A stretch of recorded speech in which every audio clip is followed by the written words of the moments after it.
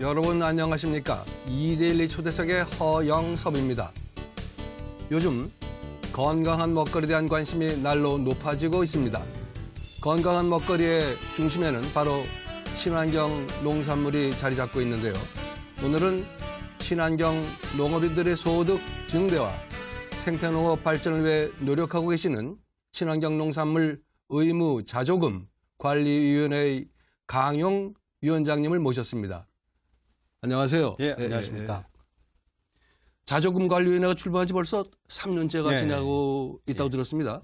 초대 위원장님으로서 소회가 남다르실 텐데 한 말씀 좀 먼저 부탁드립니다. 네, 그 자조금이라는 게 네. 농민들이 특정한 산업에 종사하는 농민들이 일정 부분 돈을 내고 정부가 이제 어느 정도 거기에 돈을 보태서 그 산업에 홍보, 판촉, 기획, 기술 개발 등 그 산업의 발전을 위해서 쓰는 건데요.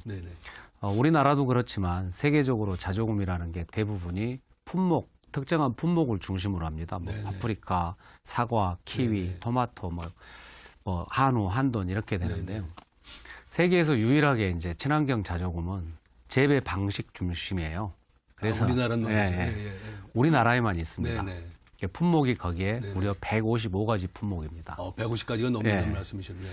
그래서 이제 처음에 자조금 관리위원장을 맡아서 특정한 품목을 이렇게 홍보하고 개발하고 하기는 그래도 좀 나을 것 같은데 이 많은 품목을 친환경이라는 어떤 둘레 안에서 이렇게 소비자들에게 알리고 또 성장을 시키기 위해서 여러 가지 생각들이 교차가 됐었는데요.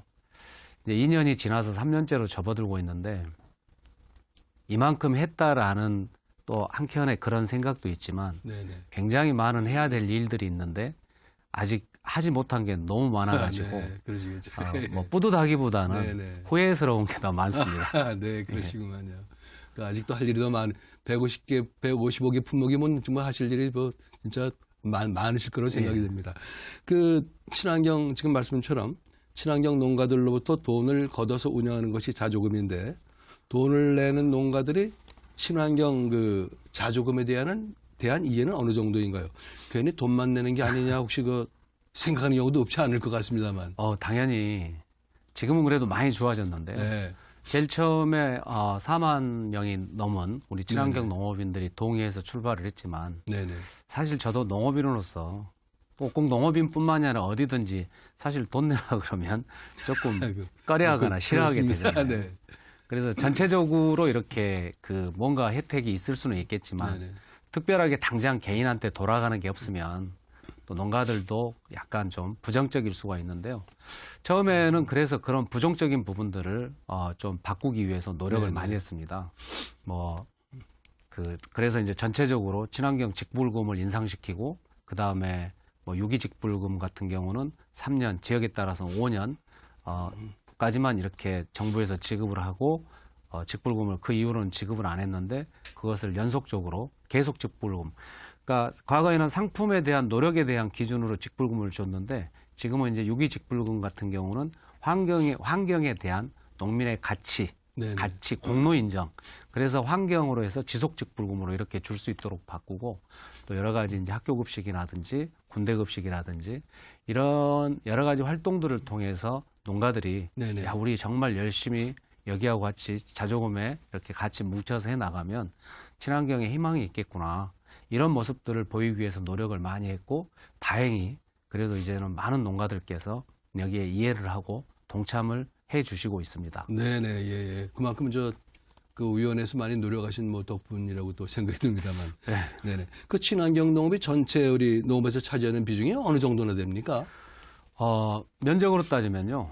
우리나라의 전체 농지가 162만 1000헥타르입니다. 162만 1000헥타르. 그런데 이제 거기에서 유기재배, 무농약재배, 즉 친환경이 차지하고 있는 것이 약 8만 헥타 정도 돼가지고 약 한 5% 정도. 5%.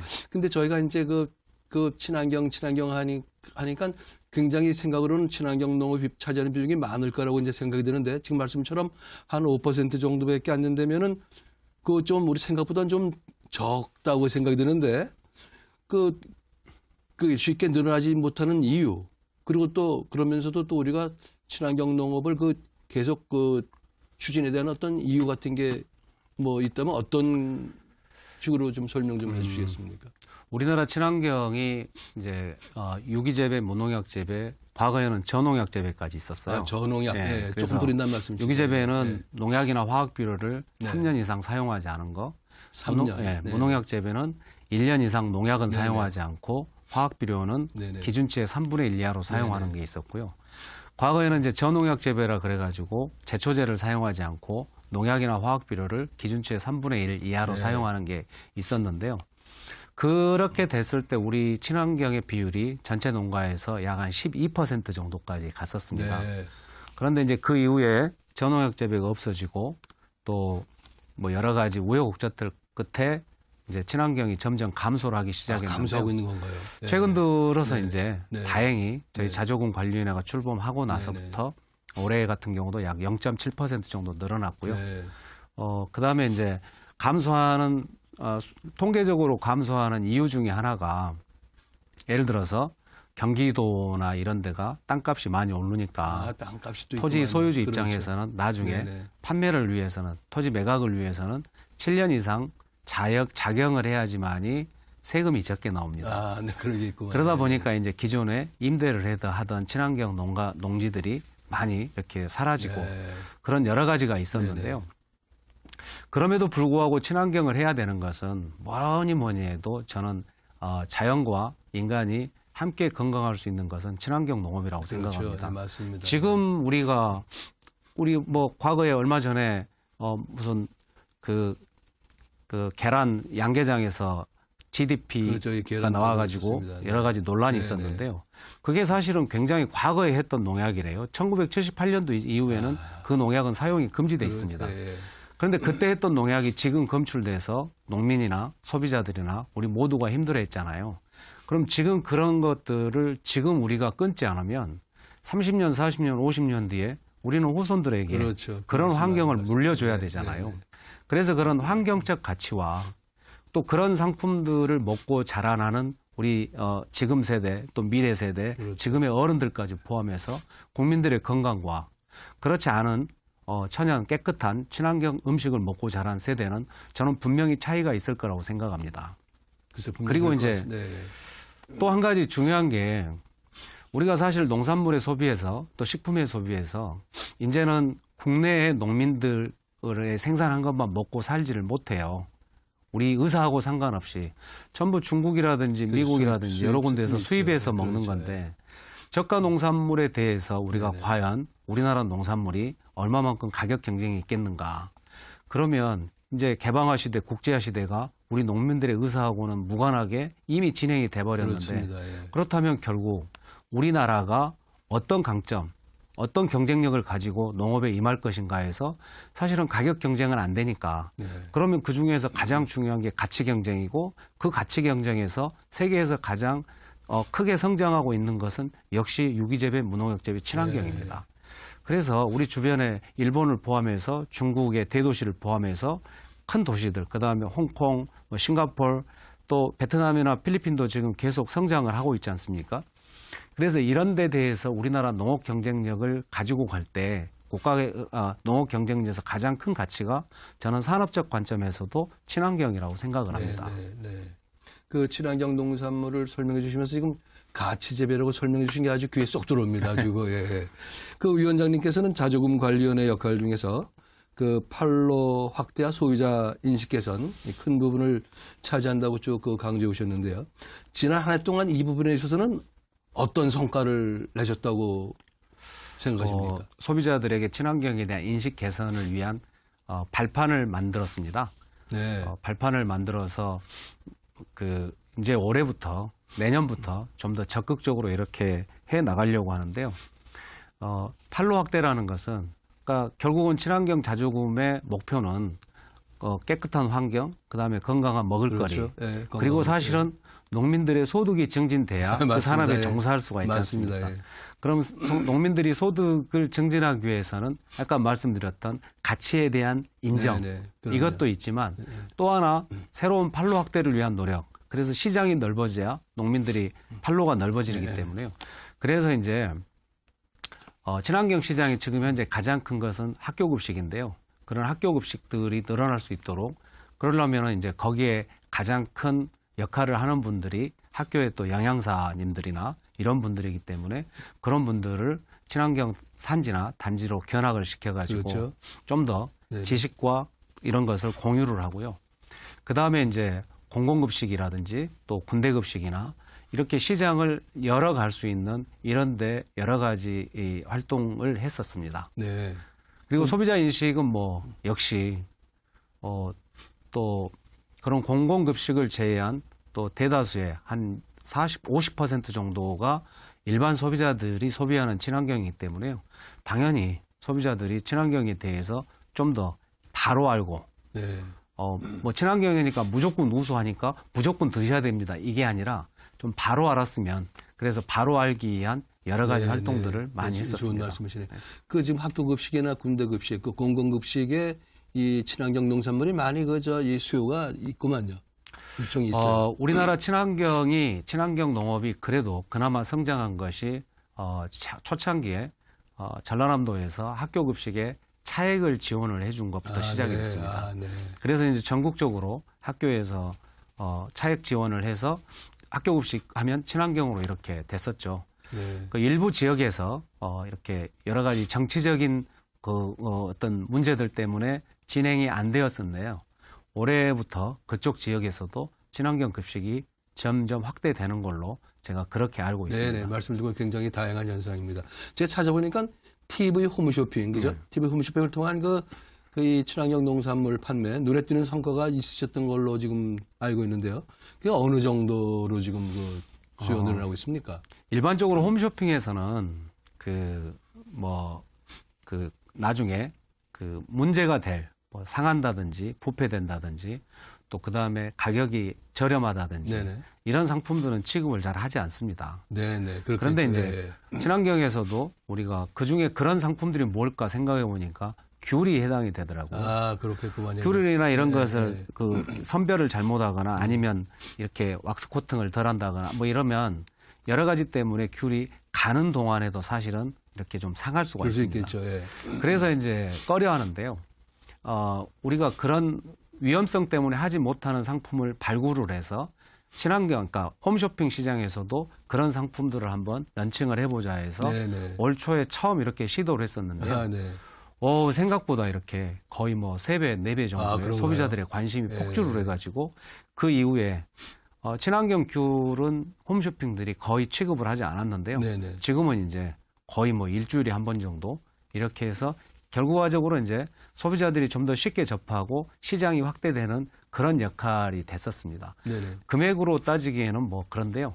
전혀 없던 시장을 거의 이제 지금 현재 제가 알기로는 한 10억 정도까지 가고 있는 걸로 알고 있습니다. 네네. 그러니까 그런 여러 가지 시장들을 구석구석까지 친환경들이 이렇게 갈 수 있도록 농가들이 자체적으로 처음 하기에는 힘드니까 그걸 자조금해서 시장을 열어주고 그렇죠. 그 예. 이후에는 이제 농가와 그 업체들끼리 자율적으로 이렇게 할 수 있도록 그럼요, 예. 이렇게 해 나가는 거죠. 네, 그 위원회 또 역할이겠죠. 예. 지금 이제 귤 말씀해 주셨는데 귤 하면 제주도 특산물 아닙니까? 그러면 그 주로 귤 제주도 농가에서 재배되는 귤이 그러면은 저 홈쇼핑으로 간다 이런 말씀이신가요? 처음에 이렇게 시작할 때는 제주도 농가, 그러니까 개인 농가가 아니라 여러 농가들이 네네. 공동으로 하는 것과 홈쇼핑을 연결을 해주고 거기에 들어가는 여러 가지 행정적인, 재정적인 지원을 저희들이 해줬고요. 아, 네. 그리고 나서는 이제 자율적으로 지금 계속 하고 있는데 귤뿐만이 아니라 이렇게 감이라든지 네네. 감 말랭이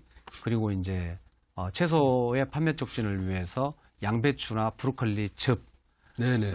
그래서 가공식품이지만 그 그렇죠. 가공식품 원료도 결국은 이제 친환경 채소이기 때문에요. 그렇게 해서 지금 3차례 했는데 네네.